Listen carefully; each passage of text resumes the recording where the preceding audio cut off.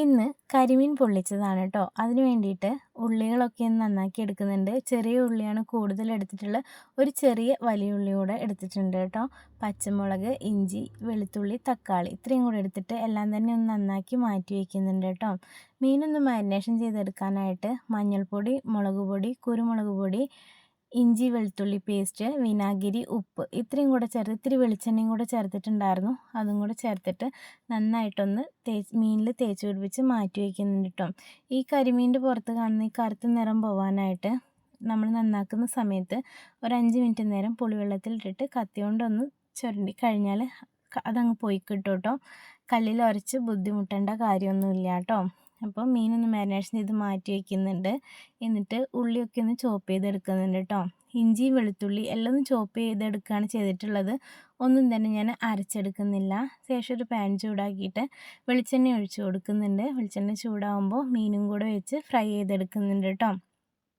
Deep fry ചെയ്യേണ്ട കാര്യമല്ല, just ഒന്ന് ഫ്രൈ ചെയ്ത് കിട്ടിയാൽ മതി. ഇനി ഒന്നുകൂടെ നമ്മൾ മീനൊക്കെ വേവിക്കാനുള്ളത് കൊണ്ട് തന്നെ ഒരുപാട് കരിഞ്ഞ് മൊരിച്ചെടുക്കേണ്ട കാര്യമില്ല കേട്ടോ. മീനൊന്ന് ഫ്രൈ ചെയ്ത് മാറ്റിയതിന് ശേഷം ചീനച്ചട്ടി വെച്ച് കൊടുക്കുന്നുണ്ട്. അതിലേക്ക് വെളിച്ചെണ്ണ ഒഴിച്ച് കൊടുക്കുന്നുണ്ട്.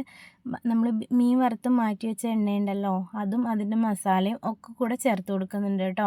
എണ്ണയും നന്നായിട്ട് ചൂടായിട്ട് വരുമ്പോൾ ഇഞ്ചി വെളുത്തുള്ളി ചോപ്പ് ചെയ്തിട്ട് കൊടുക്കുന്നുണ്ട്. നന്നായിട്ട് ഇളക്കി കൊടുക്കുന്നുണ്ട് കേട്ടോ. ഇതിൻ്റെ പച്ചക്കുത്തൊക്കെ ഒന്ന് മാറി വരുമ്പോൾ ഉള്ളി കൂടെ ചേർത്ത് കൊടുക്കുന്നുണ്ട്. ചോപ്പ് ചെയ്ത് വെച്ചിട്ടുള്ള ഉള്ളിയും കൂടെ ചേർത്ത് നന്നായിട്ടൊന്ന് വഴറ്റി കൊടുക്കുന്നുണ്ട്. ഇത്തിരി ഒരു 2 പച്ചമുളകും കുറച്ച് കറിവേപ്പിലയും കൂടെ ചേർത്ത് കൊടുക്കുന്നുണ്ട് കേട്ടോ. നന്നായിട്ടൊന്ന് വഴറ്റിയെടുക്കുന്നുണ്ട്. ഉള്ളി നന്നായിട്ട് വഴന്ന് വരുമ്പോൾ തക്കാളി കൂടെ ചേർത്ത് കൊടുക്കുന്നുണ്ട്. ഇത്തിരി ഉപ്പും കൂടെ ഇട്ട് നന്നായിട്ട് വഴറ്റിയെടുക്കുന്നുണ്ട് കേട്ടോ. എന്നിട്ട് പൊടികളും കൂടെ ചേർത്ത് കൊടുക്കുന്നുണ്ട്. മഞ്ഞൾപ്പൊടി, മുളക് പൊടി, കുരുമുളക് പൊടി, മല്ലിപ്പൊടി, പെരിഞ്ജീരകപ്പൊടി ഇത്രയും കൂടെ ചേർത്തിട്ട് നന്നായിട്ടൊന്ന് ഇളക്കിയെടുക്കുന്നുണ്ട്. പൊടികളുടെ പച്ചക്കുത്തൊക്കെ ഒന്ന് മാറി വരുമ്പോൾ നാളികേരപ്പാലും കൂടെ ചേർത്ത് കൊടുക്കുന്നുണ്ട് കേട്ടോ. നാളികേരപ്പാലൊന്ന് വറ്റി വന്നു കഴിഞ്ഞാൽ നമുക്ക് ഗ്യാസ് ഓഫ് ചെയ്ത് കൊടുക്കാവുന്നതാണ് കേട്ടോ. അപ്പോൾ അത്രയേ ഉള്ളൂ, മസാല റെഡിയാണ്. ഇനി ഇലയൊന്ന് വാട്ടിയെടുക്കുന്നുണ്ട് കേട്ടോ. എന്നിട്ട് മീൻ മസാല വെച്ച് കൊടുത്തിട്ട് മീനും കൂടെ വെച്ച് ഒരു തക്കാളി വട്ടത്തിൽ മുറിച്ചതും ഒരു കറിവേപ്പിലേൻ്റെ തണ്ടും കൂടെ വെച്ച് ഒന്ന് മടക്കിയെടുത്ത് കെട്ടുന്നുണ്ട് കേട്ടോ.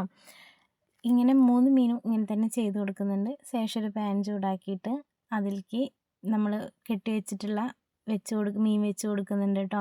എന്നിട്ട് ഇത്തിരി വെള്ളം കൂടെ കുടഞ്ഞു കൊടുക്കുന്നുണ്ട്. ഒന്ന് അടച്ച് വെച്ചിട്ട് പൊള്ളിച്ചെടുക്കുന്നുണ്ട് കേട്ടോ.